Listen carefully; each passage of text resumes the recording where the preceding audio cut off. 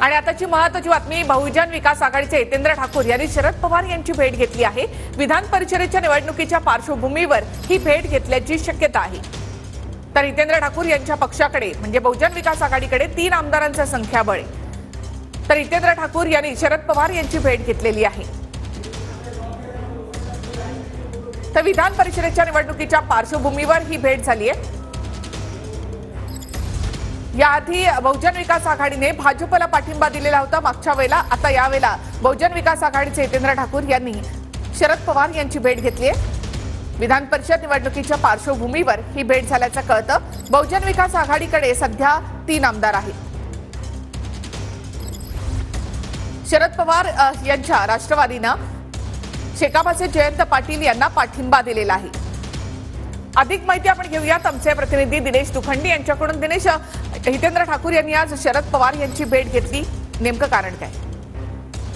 बघा, बहुजन विकास आघाडीचे ज्येष्ठ आमदार आणि पक्षाचे प्रमुख हितेंद्र ठाकूर यांनी आज राष्ट्रवादी काँग्रेस शरद पवार गटाचे अध्यक्ष शरद पवार यांची सदिच्छा भेट घेतली आहे। मुंबईत ही भेट झालेली आहे आणि एकूणच या भेटीमागे आगामी विधान परिषद निवडणुकीचं राजकारण असल्याचं म्हटलं जातं आहे। कारण शरद पवार गटाने शेकापचे जयंत पाटील यांना पाठिंबा, म्हणजे ते पुरस्कृत उमेदवार आहेत राष्ट्रवादी काँग्रेसचे। त्यामुळे राष्ट्रवादी काँग्रेसकडे जी मतं आहेत, प्रत्येक मत महत्वाचं आहे। 23 जुलैला निवडणूक होते।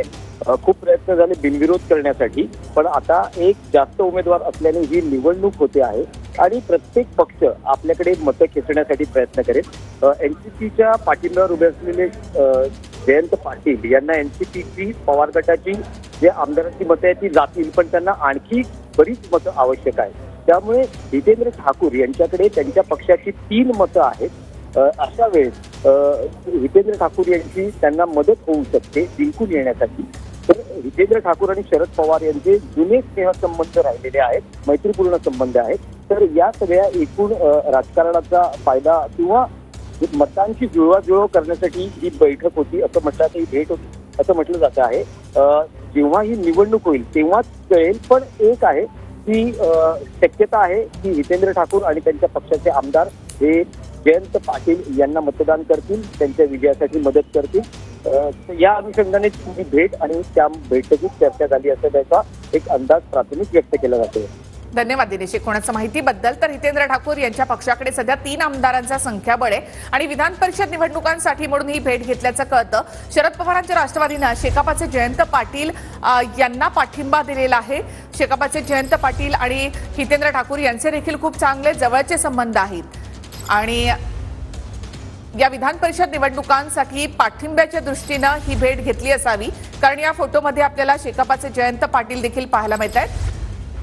तर हितेंद्र ठाकूर यांच्या बहुजन विकास आघाडीकडे 3 आमदारांचं संख्याबळ आहे।